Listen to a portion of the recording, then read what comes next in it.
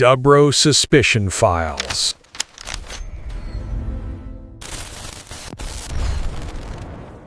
On the very last night of the 20th century, in a quiet suburb of Tokyo, a crime was committed that didn't just shatter a nation's sense of security. It created a ghost, a killer who left behind a mountain of clues, but somehow no name. This is the story of the Setagaya family murders, and it's one of the most disturbing and flat-out baffling cold cases in modern history.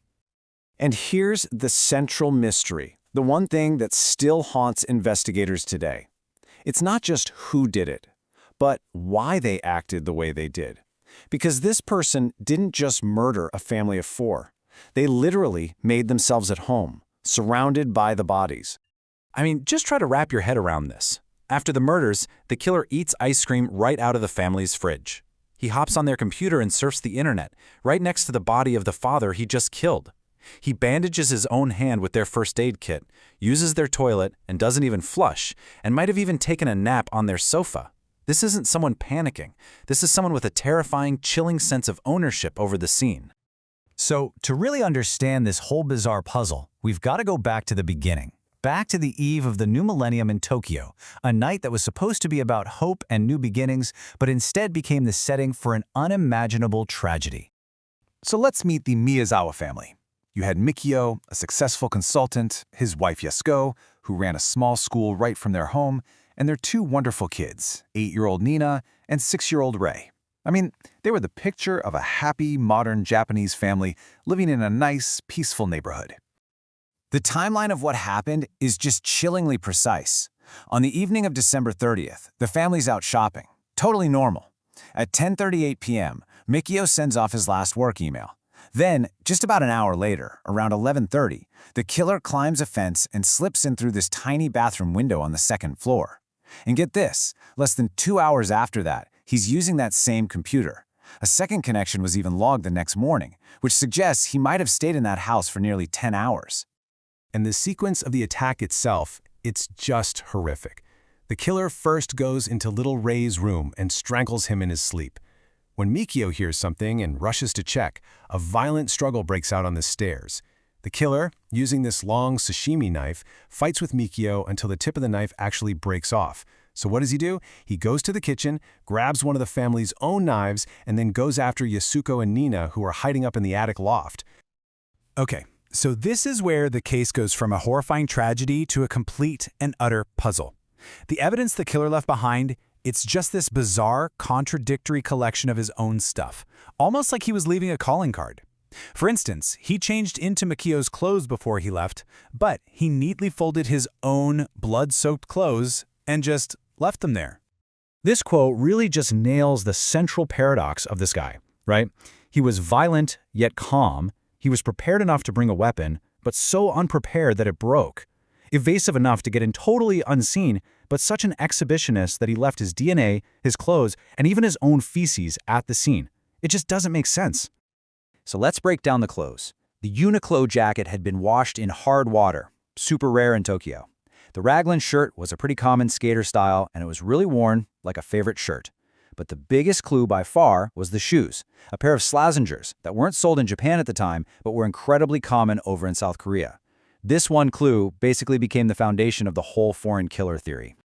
And it just gets weirder when you look inside the hip bag he left behind. Police found particles of skateboard grip tape, which confirms a link to skater culture.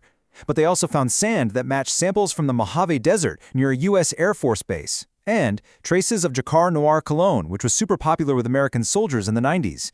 So now you've got a skater, but maybe an American one? The profile is just all over the place. You know, psychologists actually have a term for this kind of bizarre behavior. It's called disturbed inhabitation. It's when a perpetrator hangs around the crime scene to eat, sleep, use the victim's stuff, and it's not about being confused or panicked. It's about acting out a fantasy of total power and control. By making the house his own, he was showing an absolute, terrifying lack of fear. So as you can imagine, all this evidence sparked a massive investigation that just pulled police in a million different directions at once. Was he local? Was he foreign? A soldier? A skater? A drifter? I mean, the clues were pointing everywhere and absolutely nowhere at the same time. Now, you'd think DNA would be the key, right? The silver bullet that solves it all? Well, not in this case. The killer left a perfect sample, but it only made the mystery deeper. His dad's side of the family, the DNA is common in Korean and Chinese populations. His mom's side, it's East Asian, but with this rare genetic marker that's also linked to Southern Europeans. The conclusion? The killer was almost certainly of mixed Asian heritage. So all of this basically split the investigation into two major camps. First, you have the skater theory. This says he was a local kid, maybe someone who was angry at Mikio for making noise complaints about skaters in the park right next to his house. But then you have the foreign drifter theory, which argues all the weird clues, the Korean shoes, the mixed DNA, the hard water, they all point to someone who wasn't Japanese and probably fled the country right after the murders. Decades later, with over 280,000 officers having worked on this case, you can just feel the immense frustration. A source from the Tokyo Metropolitan Police summed it up perfectly. They called the case a black hole of data, just a mountain of clues that points everywhere and nowhere. But you know, the impact of this one, brutal crime, rippled through the entire country. It left a permanent scar on the national psyche, and it really did change Japan in some fundamental ways.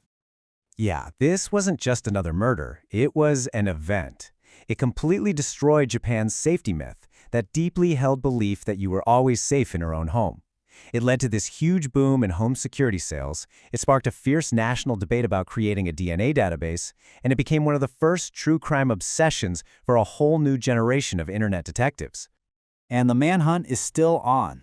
To this day, it's fueled by the largest reward in Japanese history, 20 million yen. That's about 180,000 US dollars. Even now, you can still see the wanted posters up all over Tokyo, a constant, faded reminder of the ghosts they are still trying to catch. So after all this time, what do we know? Well, if the killer was around 20 when he did this, he's in his mid to late 40s now. We know he's of mixed Asian descent, and we know that somewhere on his right hand, from that desperate struggle with Mikio Miyazawa, he carries a deep, permanent scar. He just walked out of that house on the morning of New Year's Eve 2000 and completely dissolved into the new century.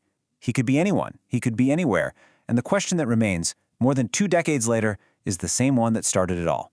After all this time, where is the ghost of Setagaya?